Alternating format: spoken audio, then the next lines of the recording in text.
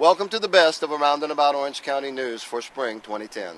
Coming to you from Santa Ana's historical old courthouse. So far, it's been a year filled with protests, and Aaoc was there. School budget cuts, Aaoc was there. Bus transportation cuts, we were there. The Disney hunger strike, the DREAM Act, immigration law changes, the closure of a historical cemetery at the San Juan Capistrano mission. Aaoc was there. Important issues, strong feelings. But first off, this June sees Orange County citizens exert their rights at the ballot box and elect the county's sheriff. John went out to interview all three major candidates. One thing's for sure about the candidates for Orange County Sheriff, they have plenty of experience. Well, I spent 25 years in law enforcement, 21 and a half with the Orange County Sheriff's Department, and I worked almost any assignment you could work in there. I have 32 years of law enforcement experience. Actually been in law enforcement since I was 19 years old. I started as a reserve officer in the city of Garden Grove. I have 32 years of experience, 30 years with Los Angeles County Sheriff's Department. I've been the sheriff here for 2 years. The challengers have criticized incumbent Sandra Hutchins for a policy on CCWs, permits that allow citizens to carry a concealed weapon. Initially, when she was appointed sheriff, she revoked many concealed weapon permits. In the Second Amendment community, which is fed up with having an elected sheriff who doesn't respect our constitutional rights. Well, here's the facts. It's been construed as she's anti-Second Amendment. It is not a Second Amendment issue. If you have a need for a concealed weapon, if your life is at risk or by virtue of your occupation, you're at greater risk than somebody else in the population, and you meet the criteria, we'll give you a concealed weapon permit. And that's the key. When is a special threat? You know, you could be out here at your ready teller in the middle of the night, 2 o'clock in the morning, and a special threat comes out of the dark. Or you could be sitting at an intersection at, Main and Bristol and Santa Ana, and a special threat comes out to carjack you in your car. The reality is, I have issued 90% of the requests for new or renewed concealed weapons permits. Candidates have also sparred on what to do with people arrested for less serious crimes called misdemeanors. And there is a policy in place there, and actually a state law that allows law enforcement to cite out certain individuals when they're arrested for misdemeanors. She's taken that to an extreme. She failed to exercise the leadership and put public safety first. Citing and releasing has been going on for some time, not just in this county, but in all counties. It is standard. If on a misdemeanor violation of some sort where there's no threat to the public, we arrest people and then we release them on their promise to appear. What that means to a law enforcement person like myself is that when my officers make arrests, for instance, on a serious drug offender, someone who may have a $300 to $500 a day drug habit, that person's back on the street in a matter of hours with a ticket. Where are you going to put them? Where are you going to put all of these people? If we did not cite and release, our jail system would become flooded with misdemeanor inmates. We would not have room for the really bad guys, the ones that need to stay in jail, the violent felon suspect. Craig Hunter stands by his record as deputy chief in Anaheim. We are the safest of the top 10 cities in California. We're the safest resort community in America. Bill Hunt offers himself as a protector of constitutional rights. What could be more important for the sheriff? Somebody who arrests another drunk driver, or another pot smoker, or somebody who's looking out for our fundamental constitutional rights. Sandra Hutchins points out her experience in the job. I'm the only one who's been sheriff for the past 2 years and dealt with substantial challenges in the office from day one and have been successful at addressing every one of those challenges. The election for Orange County Sheriff will take place on June the 8th. For Around and About Orange County News, I'm John Briginshaw. It's also been a year that has seen some increasing pressure on state budgets, impacting the county's schools and colleges. At Santa Ana College, students responded by rallying against tighter budgets and higher fees. Ed Zabala tells us more. At the beginning of the protest, students marched inside of the campus, carrying signs, shouting, and handing out flyers. We want all of our students to get involved, participate, talk to your legislator, scream, protest, make a sign, blog, do whatever you can to convey the message that we want more funding, we want education to be affordable. California once had the best education, we want it back. Hoping to get their voices heard, students marched at Santa Ana College to protest the fee increases.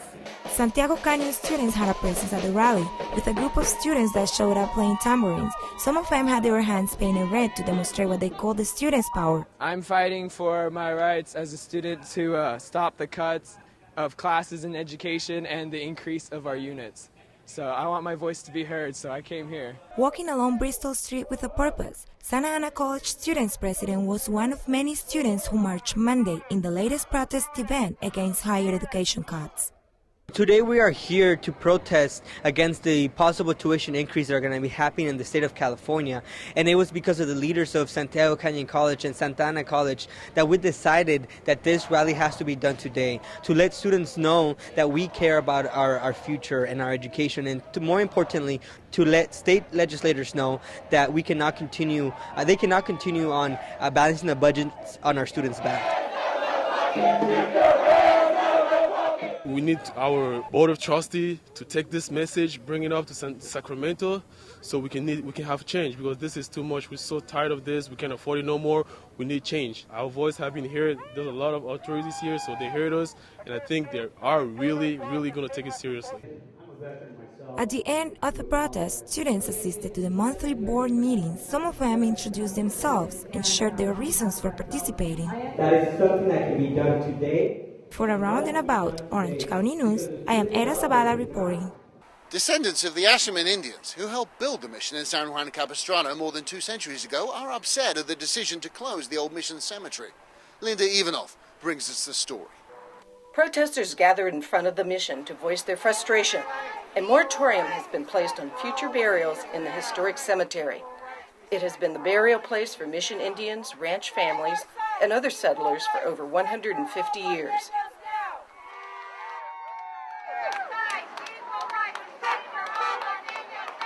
We are now at the point where we are taking a stand. We are tired of what is going on at our cemetery.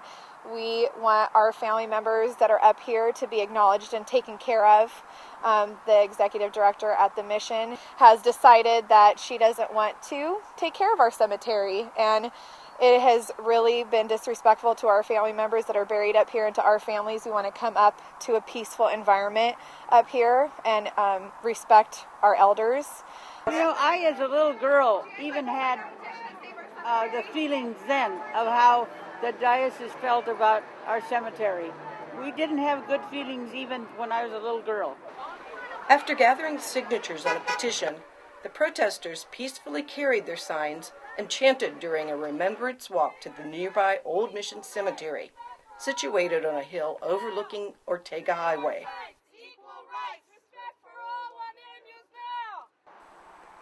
Members of the Acjachemen tribe, also known by their Spanish name Juaneño, expressed their anger at the decision.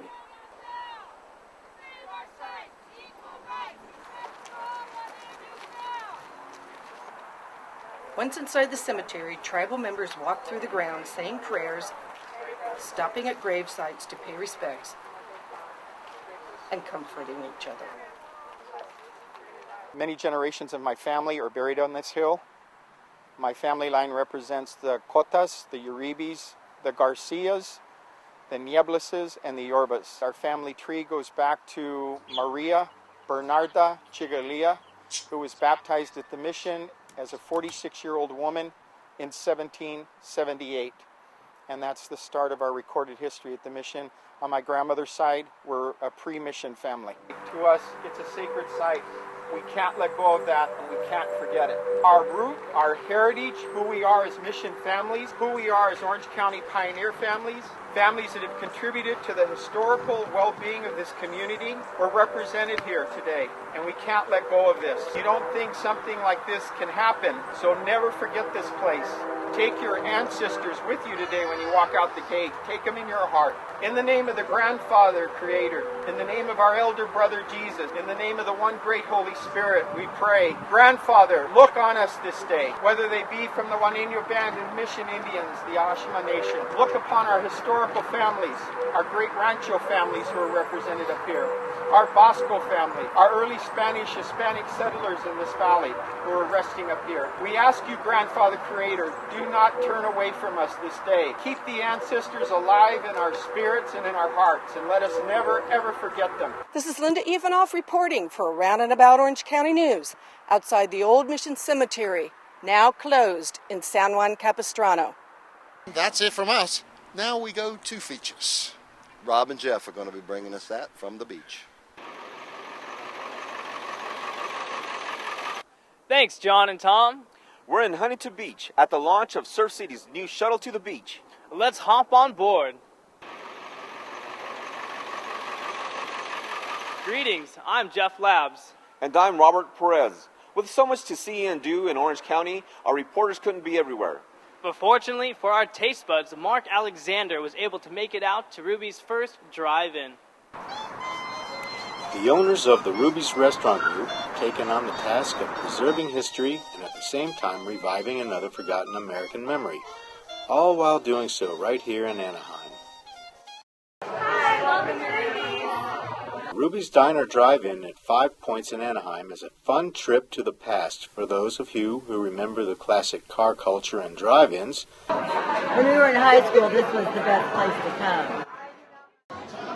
It has 12 shaded spaces for cars to pull into, and you can order from a short menu to a roller skating Ruby's car hop. Hey, all you cool cats. Why don't you call up your best girl, go fire up your hot rod, and take her for a drive down to Ruby's Drive-In for a burger and a shake. It's always fun to experience the very beginning. We walked in here and the building was literally falling down, and now you see the finished product. It would have been a lot cheaper to tear it down, but they wanted to save the historic fabric, and I'm glad they did. It's now a preserved 100-year-old building because somebody at the top said, do that thing. That's a good thing. And I want to thank you personally, Doug, for coming to Anaheim. And now our job is to eat here a lot. First of all, our guest of honor, my mom, Ruby.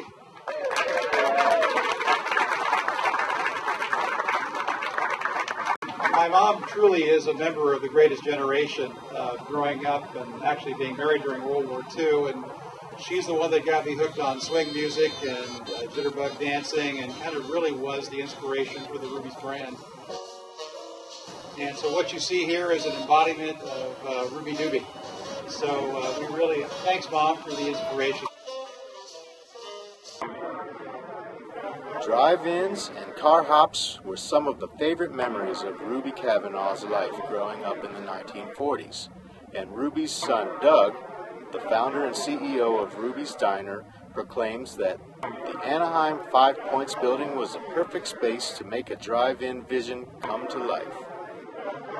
And after 5 years of renovation and preparation, their 48th location is a hip and modern 40s style drive-in. For Around and About Orange County News, this is Mark Alexander. While Mark was at Ruby's, Gustavo Carrillo was in Tustin at a local tobacco shop that is a puff above the rest. If you're strolling on El Camino Real in Old Tustin, there's an unusual little tobacco shop. Emphasis on unusual. Owned and operated by quite an interesting fellow.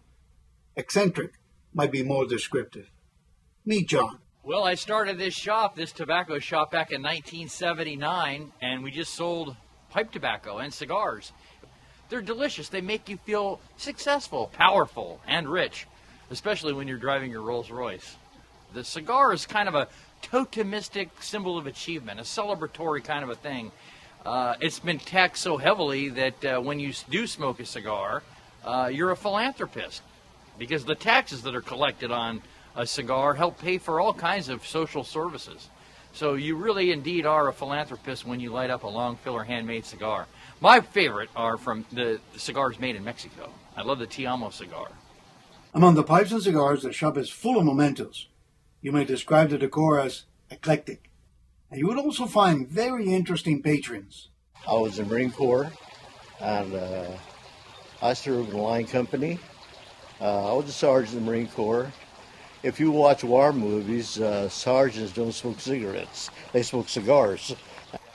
So if you happen to come by and have a little time to lounge, The patio is very relaxing, and you may meet other cigar aficionados. This is a tobacco lover's ode to his pipe, written by Professor John Brugaletta at Cal State Fullerton, and I love it. I love it so much that I put it on my cash register receipts, and it goes like this. Sweet tobacco, fragrant leaf, man's consoler of each grief. Here I hold your lovely form, cast hold in an autumn storm. Every pull and gasp is choice. Now I touch my glowing match to your hole's unruly thatch. And in seconds you're alive, alive like the busied honeyed hive. The sadness only comes when the embers cool and die, and then man remembers of thought. Tobacco, newly bought, at Johnny Kelly's cluttered store, haven of both jest and lore. Then the bowl is filled again, bringing joy to hardy men. There you go. I like that. Put that in your pipe and smoke it, huh? In my opinion, there's nothing like a Cuban. For Roundabout Orange County News in Tustin, California, I am Gustavo Carrillo. And that's all from us. Thanks for joining us, and now we go to entertainment. Thank you, Jeff and Robert. I'm Yanitza Munoz. And I'm Patricia Gutierrez. Orange County is rich in the culture of arts and entertainment. We are going to be bringing you some of our best entertainment segments from our spring shows. Shortly, you could be viewing Final Curtain at the Bay Theater. Not the movie, but the demise of this legendary movie house where many great films were enjoyed and many memories created. This theater has been around since 1947. I believe it's the oldest continuously operating theater probably in Southern California, maybe in all of California. And I believe that this should continue as a historical monument. Bridge on the River Kwai, when we were going together, we went to see the Bridge on the River Kwai. Awards and 27 international awards. From the makers of Lawrence of Arabia, The Bridge on the River Kwai. Everything's so fast and everybody wants it so fast. Now they want to go to a big 21 cinema and have all that stuff, and you know, we have ones like this. And I've seen a bunch of cool movies. They're older movies that you can't see anywhere else. I've seen them here, and it's really too bad. You must remember this. A kiss is just a kiss. A sigh is just a sigh. The fundamental things apply. Let's see, this has been a historic theater for some time in the city, and many of the patrons here enjoy coming here for the movie, the experience, the intimacy of it. I would say lately some of the big megaplexes have created a little bit more revenue than a single screen theater can create. But there are some people that are looking at it for a variety of different uses, whether it's commercial or commercial with office, or there could be there's some dinner theater concepts being talked about. I was told that when Spielberg was attending college here in Long Beach, that he used to come here and he used to watch the movies there. So it has some historical significance. So I just wanted to preserve it. I think it would be wonderful to preserve it, and I think it would be an absolute shame if they had to destroy it. As far as our classics have done really well. Obviously, things like Citizen Kane and Casablanca, older movies like that. We just showed Top Hat, a Fred Astaire movie. It did really, really well. And yeah, I mean, those do really well because of the area that we're in, the clientele that come, our normal clientele, our regular customers love movies like that. And it really fits the theater atmosphere really well, the ambiance. But the reality is that soon it will be lights out at the Bay Theater. For Roundabout Orange County News, this is Gustavo Carrillo. Our Roundabout Orange County News has brought you to the closing of the historic Bay Theater to one of Orange County's most prominent events, the Newport Beach Film Festival. The glitz and glam of Hollywood traveled south for the 11th annual Newport Beach Film Festival. From TV and film veterans to Hollywood hopefuls, the red carpet was on fire with stars. I caught up with actor and director Dick Rude. Well, the journey is about a couple who go away to the desert to quit smoking together, the scenic desert of Joshua Tree. But really what it turns out to be is a metaphor for their relationship. You smoked? I journaled it, though.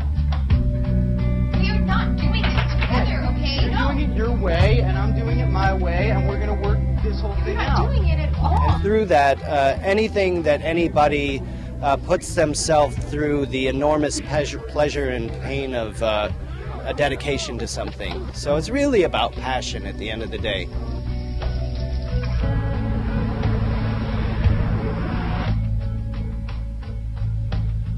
I'm Holly Washington with Dick Rude, writer-producer of the film Quit. It's the end of opening night at the Newport Beach Film Festival, and we quit! Although the night's film showcase was over, the fun was just getting started as everyone headed to the gala, where food, fashion, and entertainment took center stage. Christopher Springer and Todd Giglio introduced us to the film Drawing with Chalk.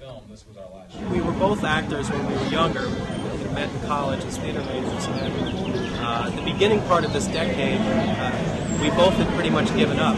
He had given up acting quite a long time ago to pursue music. Come on, man. Who are we kidding? Who's going to sign two guys in their 40s?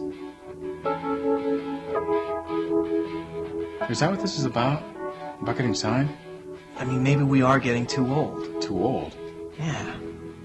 And we got married and had children, and we lived in the suburbs now and all these different things. And then one night we were watching a movie together in his basement, and I said, you know, what happened? What happened to the dream? There are people in this world who are destined to make it, okay? And there are. Then there's probably people who are destined to not make it. Right? No matter how good they are, or what they do, or how hard they try, it doesn't matter. They're destined to fail. And what if we're those people, huh?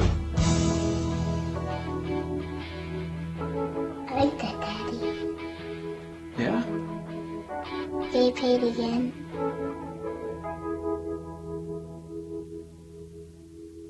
By closing night, 364 films from 47 countries were screened. We closed our week at the festival with the world premiere of Tug, a movie about love. It's about a boy coming into manhood who is torn between his psycho ex that he has an amazing physical relationship with and this angel girl that he knows is better for him. I play Kim, and she is a ex-girlfriend of the character that Sam plays. He's moved on to a better, healthier relationship, and she hasn't. And so she's sort of digging her nails in, not wanting to be cast aside. The moral of the movie is always trust your tug. The tug on your heart, and it's always going to tug you in the right direction. Newcomers like Dick Rude, Chris Springer, and Abram McCalca hope the festival launches their stories to the big screen. I'm Holly Washington reporting for Around and About Orange County News. This summer, we'll be keeping you posted on concerts, events, fairs, festivals, and even those new movie premieres. Now we go to sports with Francine Nguyen. Let's talk the best of sports. From the Lakers to the Mighty Ducks, the Honda Center is a place for great games and shows. Let's take it back to a few months ago where the Harlem Globetrotters came here to take on the Washington Generals. Fans from all around filled up the Honda Center to catch the Globetrotters' high-flying show. Everyone in the center wanted a glimpse of the famous athletes and entertainers, including Big Easy Lofton and Flight Time Lane, stars of this past season's edition of the Emmy Award-winning CBS reality hit, The Amazing Race. Celebrating their 84th season of basketball, the Harlem Globetrotters are bringing their 2010 World Tour to over 200 cities, and tonight they're here at the Anaheim Honda Center. Let's check it out. While Globey the mascot took the stage, the audience could not wait for the Harlem Globetrotters to come out and defend their winning title against their rivals, the Washington Generals. Because they can do a lot of tricks, and they do awesome stunts. The Globetrotters faced off the Generals on the court using their famous ball techniques, passes, and dunks. As they were being chased around by the referee for goofing off, the Trotters got it together for the most part, stayed ahead, and ultimately defeated their rivals. Well, we prepare by standing in front of the locker room talking to beautiful ladies before each and every game. Great way it's to always practice. A good start. Actually, we arrive we usually play every single day, so we try to get to the gym a few hours before and work on some of the things that we need to work on, things we may not have executed the night before. So, I mean, playing every day, you have a lot of opportunities to mess up, but you also have opportunity to come back the next day and do it again. Games like this are important to the Globetrotters, but what's even more important to the team is giving back to the community. because it's all about the kids. That's who has next. So you always say we got next on the basketball court. The kids have next in the world, and they're very important. The Harlem Globetrotters sure made this a magical and unforgettable night for all the fans. Globetrotters are great. I wish I could be in one of them. Even Big Easy and Flight Time Lang had a favorite Globetrotter growing up and hoped to be just like him. My favorite Harlem Globetrotter growing up probably was Curly Neal. Looks like the dream of becoming a Harlem Globetrotter can come true. This is Francine Nguyen reporting with the Roundabout Orange County News. Every Harlem Globetrotter game is magical.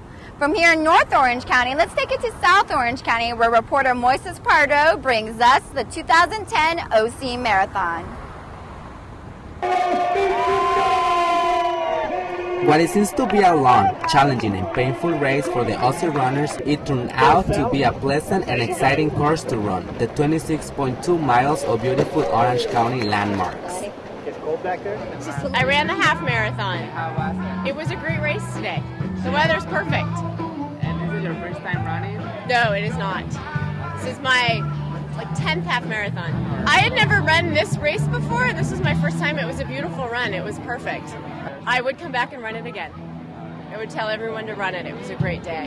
Runners started in Newport Beach and continued through Corona del Mar, the Back Bay, the Aussie Performs Arts Center, and ended up at the Aussie Fairgrounds. The conditions were very good. It was cold temperatures, which made running a lot easier. The course was filled with everything from uphills, downhills, and flat areas. And enthusiastic spectators support their runners with banners and cheers. I didn't run it all last week, but I did one long run of 8 miles about a week before, and then just consistently about 3 times a week I'd run, and a lot of stretching. It went really well. It was a challenging course, but I enjoyed it. There's a couple hills that are pretty challenging, but it was fun. I enjoyed it a lot. Runners had to keep hydrated in order to maintain their endurance. This year's attendance increased by 30% in comparison from last year's. Approximately 11,000 people gathered to run the Aussie Marathon. Reporting from Corona del Mar for Around and About Orange County News, I'm Moises Pardo. Well, that's all I have for you in the world of sports. This is Francine Nguyen reporting in Anaheim. I hope you guys enjoyed the best of Around and About Orange County News. Have a great summer.